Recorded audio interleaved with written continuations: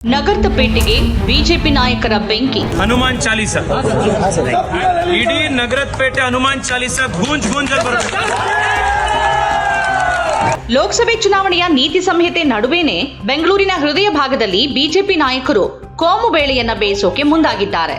Silicon ಸಿಟಿಯ ಅತ್ಯಂತ ಹಳೆಯ ಮಾರುಕಟ್ಟೆಗಳಲ್ಲಿ ಒಂದಾದ ನಗರದ ಪೇಟೆಯಲ್ಲಿ ಮಂಗಳವಾರ ಮುಂಜಾನೆ ಬಿಜೆಪಿಯ ಹಲವು ನಾಯಕರು ವ್ಯಾಪಾರಿಗಳಿಗೆ ಬೆಂಬಲ ನೀಡೋ ನೆಪದಲ್ಲಿ ಕಾನೂನು ಸುವ್ಯವಸ್ಥೆಗೆ ಧಕ್ಕೆ ತರುವ ಕೆಲಸ ಮಾಡಿದ್ದಾರೆ. ಕೇಂದ್ರ ಸಚಿವೆ ಶೋಭಾ ಕರಂದ್ಲಾಜೆ, ಸಂಸದ ಪಿಸಿ ಮೋಹನ್, ಸಂಸದ ತೇಜಸ್ವಿ ಸೂರ್ಯ ಹಾಗೂ ಮಾಜಿ ಸಚಿವ ಹಾಲಿ ಶಾಸಕ ಸುರೇಶ್ ಕುಮಾರ್ ಸ್ಥಳದಲ್ಲಿ ಹಾಜರಿದ್ದು ಬಿಗುವಿನ ವಾತಾವರಣಕ್ಕೆ ಕಾರಣರಾಗಿದ್ದಾರೆ. ಹಾಗೆ ನೋಡಿದ್ರೆ ಬಿಜೆಪಿ ಕಳೆದ ಹಲವಾರು ದಿನಗಳಿಂದ ರಾಜ್ಯದಲ್ಲಿ ದೊಡ್ಡ ಮಟ್ಟದ ಕೋಮು ಸಂಘರ್ಷದ ನಿರೀಕ್ಷೆಯಲ್ಲಿದ್ದಂತೆ ಕಾಣಿಸ್ತಾ ಇದೆ. ಚಿಕ್ಕ ಪುಟ್ಟ ಘಟನೆಗಳಿಗೆ ಮತೀಯ ಸಂಘರ್ಷದ ಆಯಾಮ ನೀಡೋಕೆ ವಿಫಲ ಯತ್ನಗಳನ್ನ ನಡೆಸಿಕೊಂಡೇ ಬರ್ತಿದ್ದಾರೆ. ಇದೀಗ ಬೆಂಗಳೂರಿನ ನಗರದ ಪೇಟೆಯ ಘಟನೆಯನ್ನ ಇದೇ ಆಯಾಮದಲ್ಲಿ ಮುಂದುವರಿಸೋಕೆ ತೀರ್ಮಾನ ಮಾಡದಂತೆ ಕಾಣಿಸ್ತಿದೆ. ಸದ್ಯ ಬಿಜೆಪಿ ನಾಯಕರನ್ನ ಪೊಲೀಸರು ವಶಕ್ಕೆ ಪಡೆದಿದ್ದು ಪರಿಸ್ಥಿತಿಯನ್ನ ತಿಳಿಗೊಳಿಸೋ ಪ್ರಯತ್ನದಲ್ಲಿದ್ದಾರೆ. ಇಷ್ಟಕ್ಕೂ ಇಲ್ಲಿ ನಡೆದಿದ್ದೇನು ಅಂತ ನಾವು ನೋಡಿದ್ರೆ ಬಿಜೆಪಿಯ ಈ ವಿಫಲ ಯತ್ನದ ಹಿಂದಿರುವ ಹುನ್ನಾರ ಸ್ಪಷ್ಟವಾಗುತ್ತೆ. ನಗರದ ಪೇಟೆಯಲ್ಲಿ ಮುಖೇಶ್ ಅನ್ನೋ ಉತ್ತರ ಭಾರತದ ಮಾರ್ವಾಡಿಯೊಬ್ಬರ ಅಂಗಡಿ ಇದೆ. ಇವರ ಮೇಲೆ ಕೆಲವು ಸ್ಥಳೀಯರು ಹಲ್ಲೆ ನಡೆಸಿದ್ದು ಇಡೀ ಘಟನೆಯ ಹಿನ್ನೆಲೆ. ಅಂಗಡಿಯಲ್ಲಿ ಹನುಮಾನ್ ಚಾಲೀಸವನ್ನ ದೊಡ್ಡ ಧ್ವನಿಯಲ್ಲಿ ಹಾಕಿದ್ರು.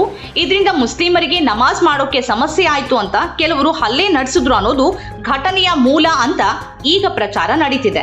ಆದ್ರೆ ಮುಖೇಶ್ ಅಲ್ಸೂರು ಗೇಟ್ ಪೊಲೀಸ್ ಠಾಣೆಯಲ್ಲಿ ಸ್ವತಃ ಕೈ ಬರಹದಲ್ಲಿ ನೀಡಿರುವ ದೂರಿನಲ್ಲಿ ಹನುಮಾನ್ ಚಾಲೀಸ್ ಪಠಣದ ಯಾವ ಅಂಶಗಳು ಇಲ್ಲ.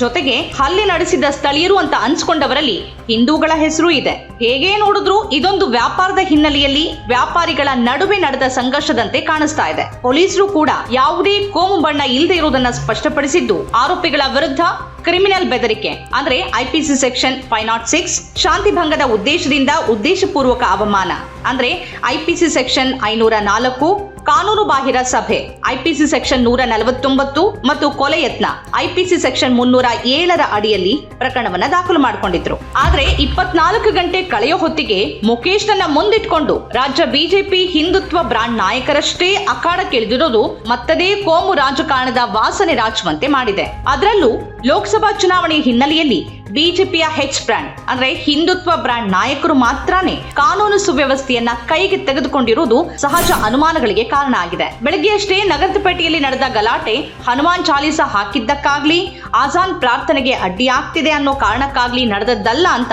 ಪೊಲೀಸರು ಸ್ಪಷ್ಟನೆ ಕೊಟ್ಟಿದ್ರು. ಹಲ್ಲೆ ನಡೆಸಿದ ಆರೋಪಿಗಳಲ್ಲಿ ಹಿಂದೂಗಳು ಇರೋದ್ರಿಂದ ಪ್ರಕರಣ ಪ್ರಾಮುಖ್ಯತೆ ಪಡೆದುಕೊಳ್ಳದೆ ಮುಗಿದು ಹೋಗತ್ತೆ ಅಂತಾನೆ ನಂಬಲಾಗಿತ್ತು. ಆದ್ರೆ ತಮ್ಮ ಸರ್ವೋಚ್ಚ ನಾಯಕ ಯಡಿಯೂರಪ್ಪ ಮೇಲೆ ಬಂದಿರುವ ಅಪ್ರಾಪ್ತಿಯ ಲೈಂಗಿಕ ದೌರ್ಜನ್ಯ ಪ್ರಕರಣವನ್ನ ದಿಕ್ತಪ್ಸೋಕೋ ಅಥವಾ ಕೋಮು ರಾಜಕೀಯ ಮಾಡಿ ಲಾಭ ಪಡೆಯೋ ಅನಿವಾರ್ಯತೆಗೂ ಕೆಲವೇ ಬಿಜೆಪಿ ನಾಯಕರು ಬೆಂಗಳೂರು ನಗರದ ನಡುವೆ ಕೋಮು ಸಂಘರ್ಷ ನಡೆಸೋಕೆ ಮುಂದಾಗಿರೋದು ಸ್ಪಷ್ಟವಾಗಿ ಕಾಣಿಸ್ತಿದೆ. ಇದನ್ನ ರಾಜ್ಯದ ಕಾಂಗ್ರೆಸ್ ಸರ್ಕಾರ ಹಾಗೂ ಗೃಹ ಸಚಿವರು ಹೇಗೆ ನಿಭಾಯಿಸ್ತಾರೆ ಅನ್ನೋದನ್ನ ಕಾದ್ ನೋಡ್ಬೇಕಿದೆ.